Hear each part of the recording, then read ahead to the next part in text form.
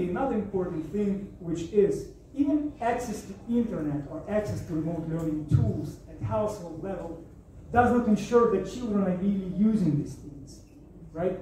Because maybe they just don't have digital skills or ICT skills needed to use these technologies. Our current acquisition of digital skills when it comes to the use of digital technologies, and this family bias is very strong in terms of gender lines. So there are strong challenges for girl education, and there are many things that we still don't know how to digitalize world. Right on time. Thank you very much, Gary. In this round, I realize that we have been putting a lot of emphasis on the information that we can collect at school level inside the classroom. Do you have any example that can be used for this? Any ideas about how to build these partnerships in a very sustainable? So there are partnerships out there that we can look and see for best practices. If you actually go to the platform where organizations deposit what they are doing, courses and resources, where Microsoft is offering courses in 14 languages via MOU with lots of governments around the world. The HP times develop those programs under their social responsibility programs. You also have traditional education content, right? There will be issues around privacy, for example. If you're gonna do a partnership, what are the rules of the game? Who has access to data? Who has access and controls the infrastructure? Otherwise, private sector who have very different incentives than education institutions will be the ones not only controlling the content, but also the data and the infrastructure. So you have to be very careful here. Somebody making you warm. So that's where the context plays a very important role. And I'll just take you through what HIAL is about, Himalayan Institute of Alternatives, and what we are doing. I will use some of the pictures because they speak 1,000 words, and because we are shortage of time, that could be more. So Sonam just touched upon the idea that the purpose of education is it just skills to the above, right? But somehow our education system is only focused on the first. It is minus 30 to 35, the temperatures, life is on this, which increase the 40 degree Delhi summers to 60 degrees, and then make us retrofit ACs to bring it down again to minus 18, plus 18, using energy. And what do kids do with this kind of education when they go back? That's one of the examples. Architecture, which I will take up because that's one of the schools we would look into in detail. So this was the university land, but that's what was interesting, because if an innovative university can be made in such a difficult terrain, then anywhere in the world nobody would be able to say that it's not possible. And just to recap, a similar experiment had happened before. This was the site where the Sekmol school was built. It was a similar desert which transformed into this in about 20 years. So we wondered, why could this not? And this was our master plan for the university. Should look. We involved all the stakeholders, the government, the future students, educators, architects, and how would they like the university of the future to be? A 5, which I will quickly touch upon. The first, which well in great detail, is that education has to be contextual, because the Cherak from the deserts of Jaisalmer, which are again different from the deserts of Ladakh and the plains of Kerala. But unfortunately, our education curriculum is same across all of these. And so at the end of the education, students just have a degree. And then the places they join have to all over again do on-the-job training, when 25 years have been spent into learning something which is non-contextual. So by contextual, we mean something which is contextual in space, in geography, in time, relevance to reality experience. And that's where indigenous wisdom and reclaiming of that, the mother tongue, which has a lot of hidden wisdom in it, all comes into being. Down to, and I spoke about architects who come from other parts of, into Ladakh. So at -30, across the world, I've gone to speak in Singapore. They're all centrally heated buildings, but our buildings stay at +20 all through winters in -20 temperatures outside without any artificial heating by fossil fuels. And this was done by studying, which is our second pillar of education, which all nations should embrace and all developed countries have embraced, is to go into what is indigenous wisdom. How did our ancestors live for 10,000 years and survived and thrived, and lived in harmony with nature. So this is a palace which is surviving and standing tall. It's a UNESCO heritage site, right? This is not. But similar ones. It's about 1500 years old. And the whole concept that earth buildings are kacha houses in India and cement buildings are pakka. So cement houses have just a life of 60 to 70 years. This has been standing tall for 1500 years. So is it possible to reverse engineer, to learn what our ancestors did, and then blend it with modern technology, what is available, and come up with new buildings which are like this?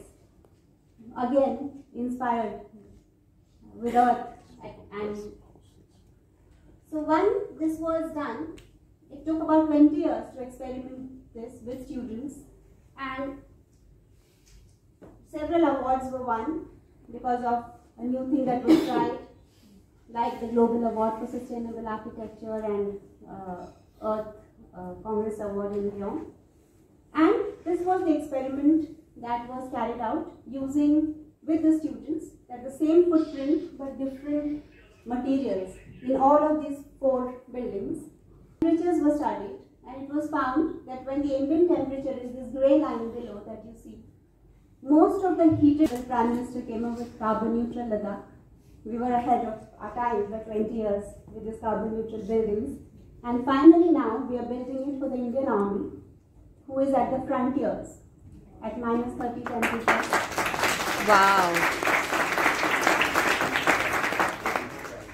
Yeah.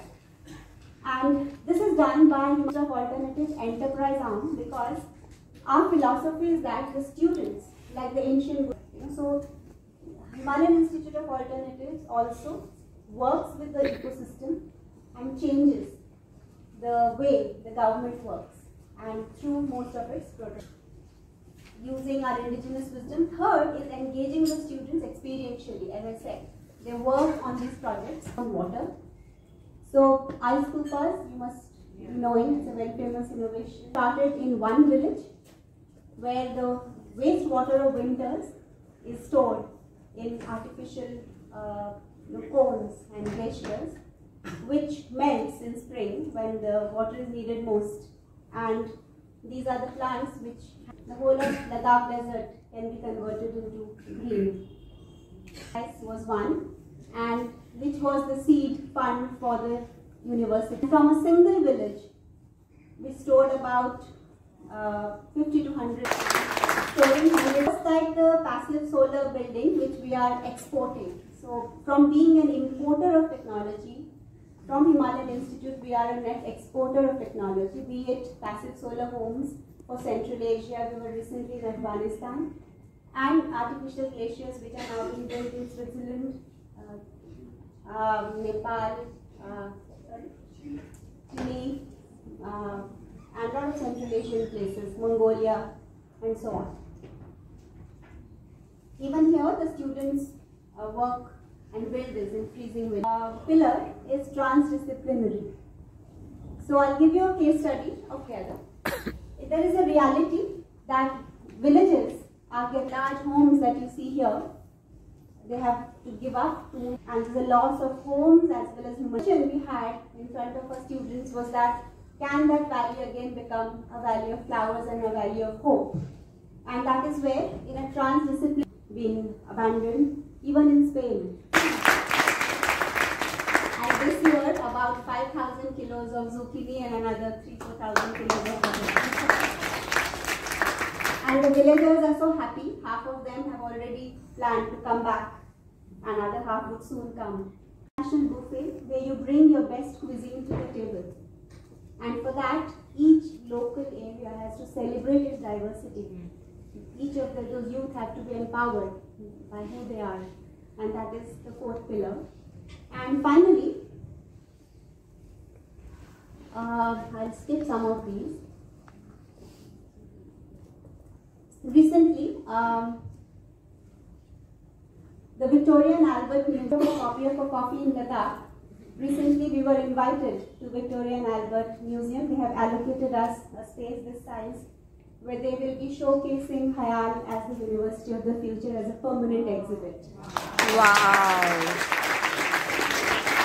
The role of the teachers is to be those gardeners that know how to create the soil, which is the ecosystem, how to nourish it with water, with sunlight and so on. And the three aspects, what Sonam said about head, heart and hand, which Upanishads very beautifully say, the Adibhuta, Adhisattva and the Adhyatma.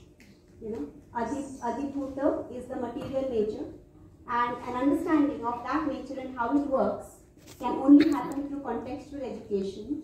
And when that happens, as the pandemic has shown us, it leads to material freedom, because the supply chains, when they broke, even today, countries like London and the US are struggling with supplies because they were dependent too much on the foreign economies.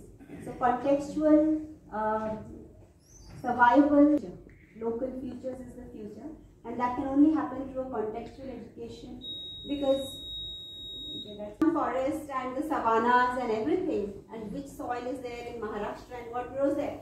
But after 20 years, when I went back to my hometown, I realized that I did not know what I could grow in my own backyard. You know, so that is the contextual education piece that is missing. And then we have a part of us, other than the material, the hand is the adhidaiva, which is our emotional and mental, how we connect to nature and society. And that can only happen when kids are allowed to think higher order. You know, their curiosity is allowed, and that leads to social transformation. And finally, what India can contribute to the world, and we should not shy away, is Adhyatma, the spiritual education, the big question of who am I and what am I here to give to the world. And that one can only realize through experiential education, when one engages with oneself and the world, and that leads us to personal transformation. So this is the philosophy. But to tell you, I have the highest victim of education. Victims should be pretty much able to change the system. Yeah? Best place to change the system. But coming to what you are asking, there are realities also. You cannot allow anybody to just do anything. Of course, the system should not be so restrictive that capable people are excluded. So there should be some middle path of recognizing your interests and capabilities in mathematics, but then also assessing and empowering and enabling you to communicate and do the best with children. You may not be the best with children, you may not be the best communicator, so you may also need that.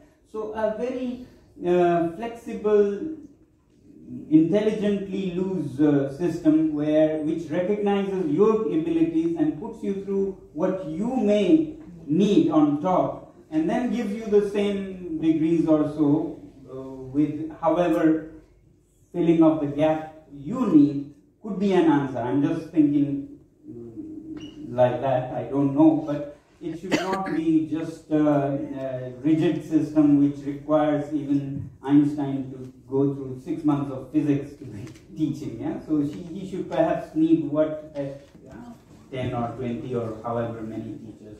The whole village with all the artisans, all the elderly people, all the craftsmen should become an extension of the school. The school should be out there and they should be in the school, so that teachers are relieved to be doing things they don't even know about. So engage openly with the community and make them your faculty to be coming and doing what they actually know about. subject matter expert. The second is a mentor. So we take smaller batches and each student is one-to-one mentor. Because one of our entrance exam questions is, what is the big idea in your life? You know, that with which you want to change the world or the world that you influence. And up that big idea. And there is a mentor who is a little more senior in the field, one-on-one mentors and gets the project to completion. So by the time the students complete the course, they already have done something, different in that particular field, and they can really motivate you and show you that yes, this is also possible. So this is how a course is curated at 3 levels. Ma'am, how long is your day then? I mean, because then you have divided into different sections. You have the content, and then how long is it? For instance, this year we had a lot of internship-based courses, and I think it is not important number of hours. It is the task that is there and how long it takes to complete it. Because we are not here to we are here to build